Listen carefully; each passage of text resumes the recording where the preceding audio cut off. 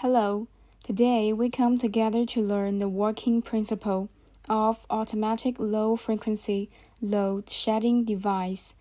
I'm Mrs. Liu Qingping. As we know from what we have learned earlier, the frequency is too low, which will cause great harm to both the users and the power system.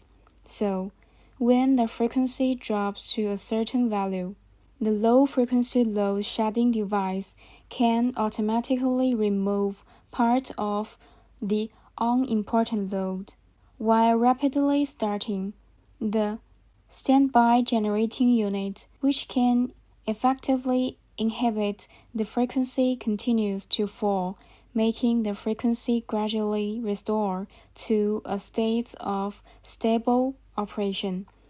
This method is called automatic load shedding by frequency. This is a systematic protective device to prevent frequency collapse of the power system. When the system is in normal operation, the system frequency is the rated frequency Fn 50 Hz, and the total load is PLN. When there is an active power shortage triangle PL, if it is regulated only by the load regulation effect, then the system frequency will be stabilized at the low frequency F infinity. If a portion of the low P card is removed by an automatic load shedding device, the system steady frequency can be calculated using the following equation.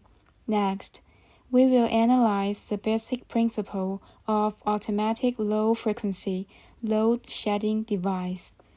The first thing to learn is how to determine the maximum power shortage triangle PL point max. This device ensures that in the event of the most serious accident in the system, i.e., in the event of a maximum possible power shortage, the amount of user's power connected to the low-frequency load shedding device will also restore the system frequency to the operable level. Then it can avoiding the expansion of system accidents. We want to determine the maximum power shortage triangle PL max. As long as the system recovery frequency FR is determined first, the total amount of power P cut point max connected to the low frequency load shedding device can be obtained, and it can be less than the maximum power shortage triangle PL max. According to the previous knowledge, we can derive the maximum possible disconnecting power P cut max by using the following formula, and we can also calculate the maximum possible disconnecting power P cut max by using the following example. So, we won't explain this example in detail. You can analyze it by yourself. The second thing to analyze is the order in which the low-frequency load shedding device acts. When an accident occurs in the power system, the approach of being forced in to disconnect part of the load is used to ensure the safe operation of the system. But it is certainly not willing for the users who are disconnected, so we have disconnect as less load as possible.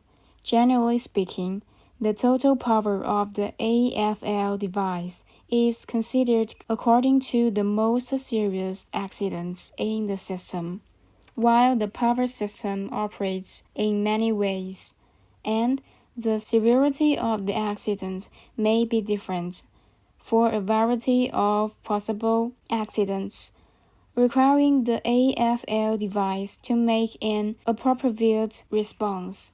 cutting the appropriate amount of load power, not too much and not insufficient. Therefore, only by disconnecting the load power in batches and adopting the method of gradual correction can we achieve more satisfactory results. Then, the total power connected to the AFL device can be graded according to the importance of the load and assigned to different starting frequency values to cut off the load in batches to adapt to the needs of different power shortages. According to the difference in the starting frequency, the automatic load shedding by frequency can be divided into several levels, which can also be called several rounds. To determine the number of levels, it should first determine the range of operating frequency of the device, i.e., to select the values of the first level starting frequency, F1, and the last level starting frequency, Fn.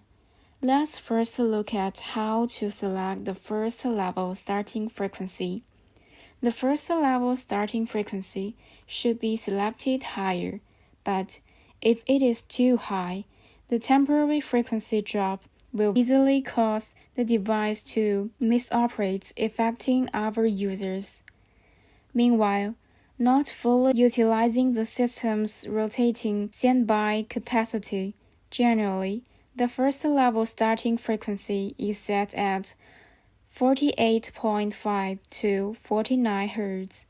In the power system dominated by hydro power plants, due to the slow action of the hydro turbine, the first level starting frequency should be taken as a low value. We learned earlier that the minimum frequency allowed in the power system is limited by the safe operation and frequency collapse or voltage collapse that may occur. Therefore, for thermal power plants with high temperature and high voltage parameters, the plant equipment generally doesn't work normally. When the frequency is lower than 45 Hz, there is the danger of voltage collapse. So, the last level starting frequency generally not be lower than 46 to 46.5 Hz.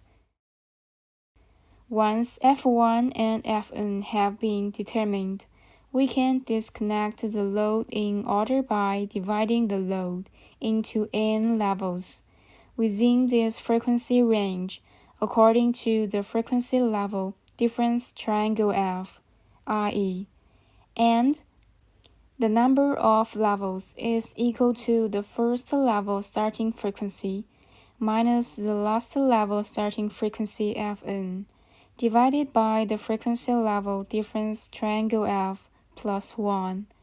Using this expression, the larger the number of the levels n is, the smaller the load disconnected at each level will be, so that the amount of load removed by the device is more likely to be close to the actual power shortage, and the desired effect will be achieved. There are two different principles for the problem of choosing the frequency level difference. The first is to determine the level difference according to selectivity, emphasizing the order of the actions of each level. That is, the latter level can only act if the decrease in frequency cannot be stopped after the action of the former level. The second is to not emphasize selectivity and follow a step-by-step trial approach to choosing to remove a small amount of load in multiple levels.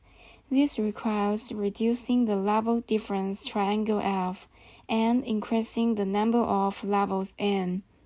In this case, even if 2 rounds of non-selective removal are performed, not too much load power is removed, and the system recovery frequency is not too high. The next knowledge point is how to determine the limit value of the removed load Pcat I at each level. We can consider the optimal amount of load to be removed by the critical case. For example, after the load is removed by the I1 th level of action, the steady state frequency of the system is exactly the starting frequency of the ith level. And after the ith action to remove the load power Pcat I, the system frequency should be stabilized at the action frequency of the I plus 1 th level. The last level starting frequency is Fn, and after the load power Pcat N is removed, the system frequency is stabilized at the recovery frequency Fr. Thus, the limit value of each level of load removal can be calculated by sequential reasoning. The last knowledge point of this course is to grasp what is the backup level of an automatic low-frequency load shedding device, also known as the additional level or special level. According to what was said earlier, after the operational of the I level, the system frequency may be stabilized at Fi, and if this value is lower than the limit value of the recovering frequency, Fr, but is not enough for the next level to act, then it is necessary to install a backup level at this time, that is, after a certain delay, and then remove part of the load power to let the frequency be restored to more than the permissible value. Then we can call the previously described levels of the automatic load shedding device by frequency as basic levels, while the backup levels are also called special or additional levels. The action frequency of the backup level cannot be lower than the basic level of the first level starting frequency. It will act when the frequency of the power system is already relatively stable. This time is generally 10 to 25 seconds. The backup level can also be divided into several levels according to the time, that is to say, the starting frequency is the same, but the action delay is not the same, and the time difference between the levels can be not less than 5 seconds. During batch load shedding, once the system recovery frequency is higher than the return frequency of the backup level, the device stops shedding load. In this class, we mainly learned the tasks of automatic low-frequency load shedding device, the determination of the maximum power shortage, the order of action, as well as the selection of the frequency level difference and the limit value of removing power at each level and other knowledge. So, that's all for today. Thank you.